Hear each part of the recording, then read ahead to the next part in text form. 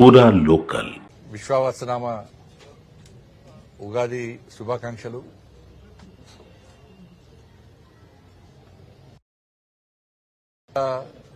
తెలుగు రాష్ట్ర ప్రజల యొక్క ఒక వారసత్వ పండుగగా వస్తా ఉన్నది. ఒక మనిషి యొక్క జీవితము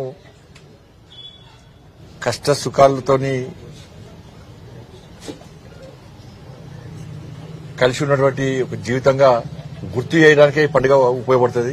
అందుకే పచ్చడి తాగుతా ఉంటాం. షడ్రుచులు ఉన్నటువంటి పండుగ పచ్చడి తాగుతూ ఉంటాం మనం.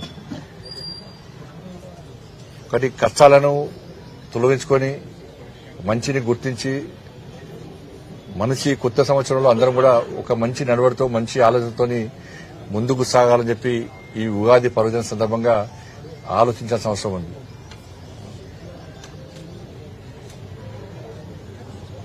ఇలా విశ్వావసన సంవత్సరం అంటే విశ్వానికి శుభం కలిగేటువంటి అర్థం వస్తుంది దాంతో.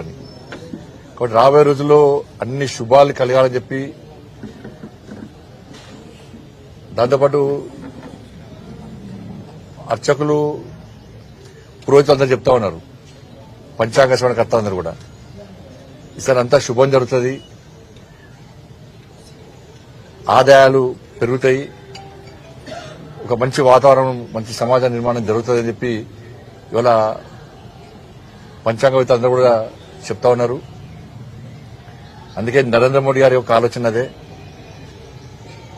ఆర్థిక ప్రగతిలో 11వ స్థానంలో ఉన్నటువంటి భారతదేశంని 5వ స్థానానికి తీసుకొచ్చిండు.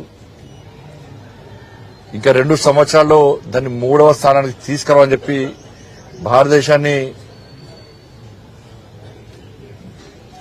అత్యున్నత స్థాయికి తీసుకుపోవాలని చెప్పి ఒక ఆలోచనతో నరేంద్ర మోడీ ప్రభుత్వం చేస్తున్న కృషిలో అందరం భాగస్వామ్యం కావాలని చెప్పి అందరికీ విజ్ఞప్తి చేస్తూ సరే పంచాంగ శ్రవణకర్తలు కూడా వేరే రకంగా కూడా చెప్తా ఉన్నారు.